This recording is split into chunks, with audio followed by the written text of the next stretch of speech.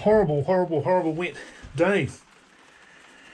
I thought I'd pop down to the boat again. I've been a bit baffled as to why this engine was working fine a few days ago. Now, after I had the hatches out, dropped on the top of the engine, not majorly, probably pretty much just on the air pipe there, trying to fit them the other day or yesterday, wouldn't start. Maybe it's a blockage in the fuel filter. I can't see why all of a sudden that would be the case. Yeah,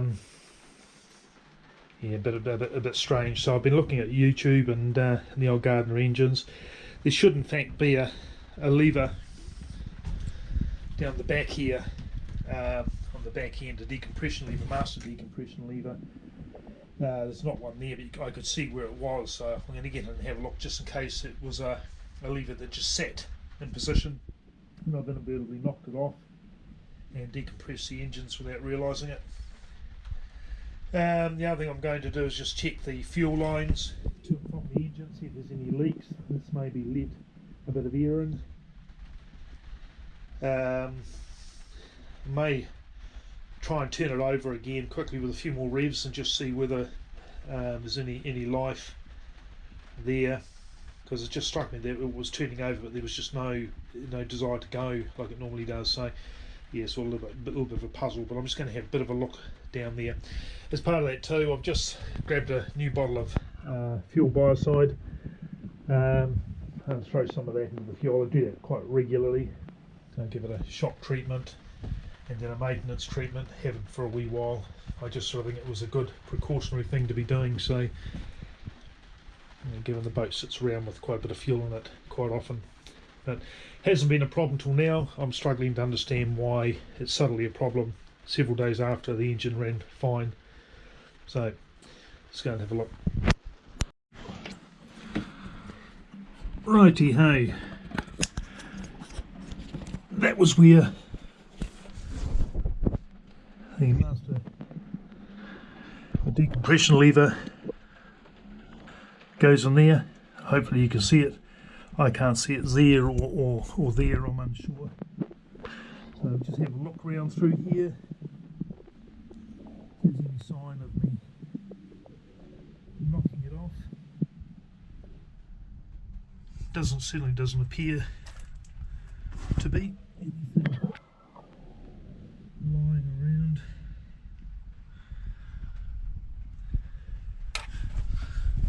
So, nothing in the bilge here that I can see.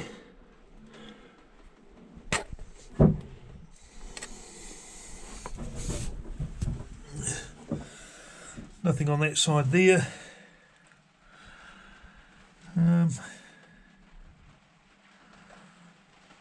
Nothing there. Right, let's turn around and go and have a look at the fuel lines. Well, there's the old filters. I don't know whether that's 2910 15 or 2910 13, so it looks a bit like a 3 or a 5, who knows. All I know is that they're old. Fuel line comes out here. Looks like that's the return line at the bottom there. That's the main feed. We've got, let's have a look at the, let's have a look there and see how much fuel we've got. Right. I think that's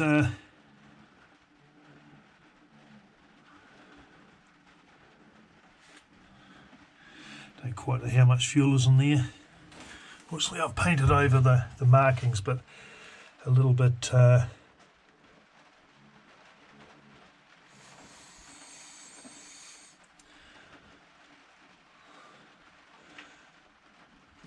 have to have a look on the other side there. Just need to work out how much fuel's in there. They're self-leveling tanks. So here's the fuel line. Yep. Don't seem to be anything leaking here.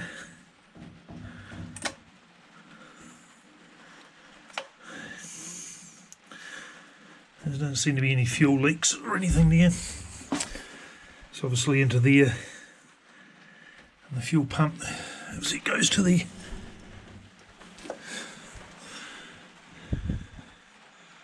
that's obviously the return. Oh, I don't know. A bit beyond me. I'm not a mechanic. I can't see anything obvious here. Right, so let's go and have a look on the other side. So if we look over the top here.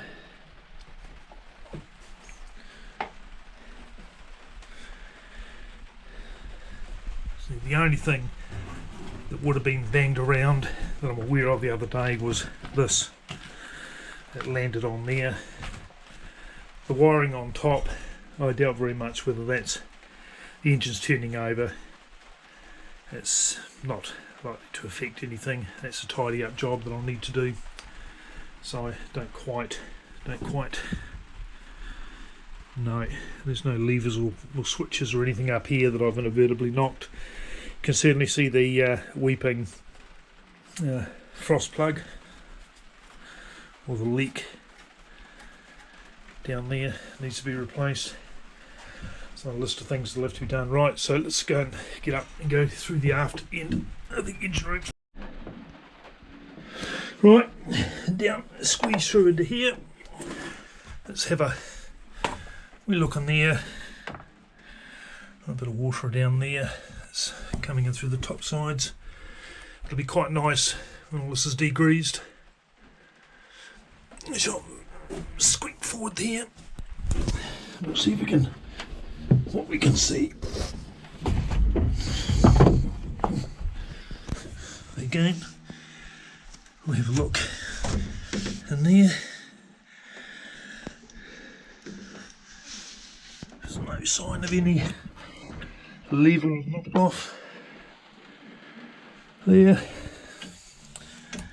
Certainly nothing I can see sitting around there.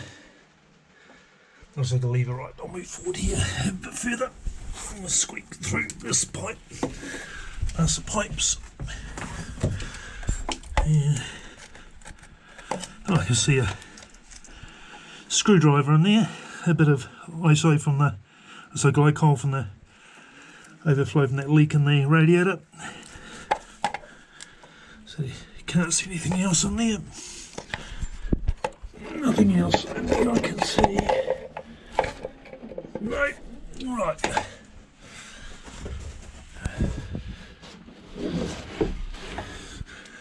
This here I think is potentially the gear set up, maybe. Or sort of a heat exchanger, possibly. I don't know. I don't know what all that's for. All this gear here, potentially it's all part and parcel of the, when the engine was running, and all that there.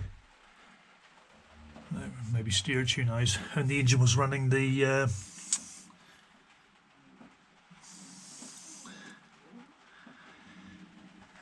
winches and things. It was a commercial vessel. Right.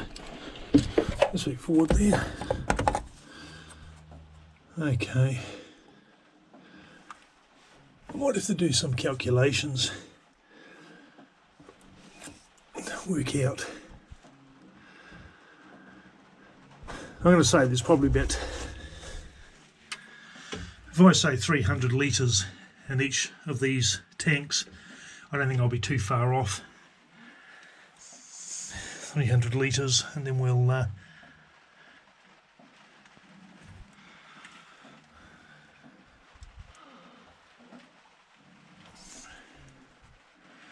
there's pipes everywhere, so see them and that from seafarers who know what the story is, which will be good. That looks like a pillow. I do see someone stuffed a pillow up under there, who knows.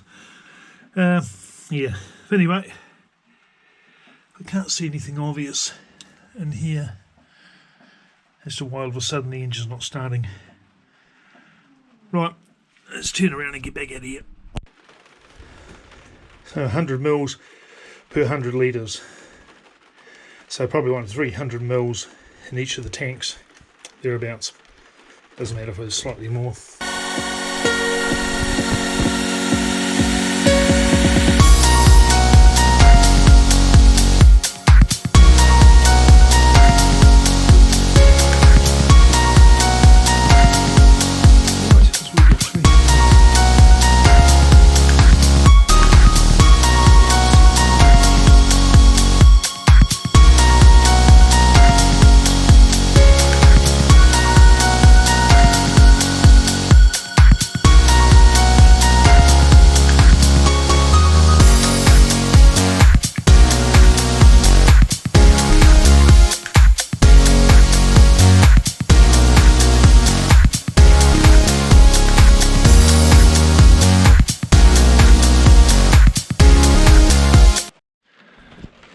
Right,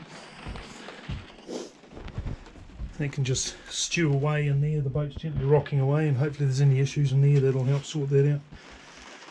But other than that, I'm absolutely stuffed if I know what's going on there. There's no point in me continuing to try to start. It's quite clear it's not going to start. I'm just going to flatten the batteries and create a bigger problem. So I might as well just turn it off now, and I'll let the guys from Seafarers work their way through the various issues and jobs. I'll let Sam know that something's going on there, but certainly the more I think of it, the more I think that it's an issue with fuel, in my view. So yeah, we'll just have to find out what's going on with someone that knows what they're doing. But I certainly can't see how a master decompression lever would fall off there. I would imagine they're generally fixed on there permanently. I certainly can't see anything in the bilges. I don't think it's likely. I've probably knocked it off. You know, it was just really just falling down this side. Bounced off this a couple of times, but there's nothing electronic on the gear lever that means it won't start if it's in gear, or obviously it won't be ideal for it, but it's clearly not in gear. You'd hear it when I wound the motor over. So yep, I'm stuffed if I know. It's probably something really obvious if it's not fuel, but who knows, I don't.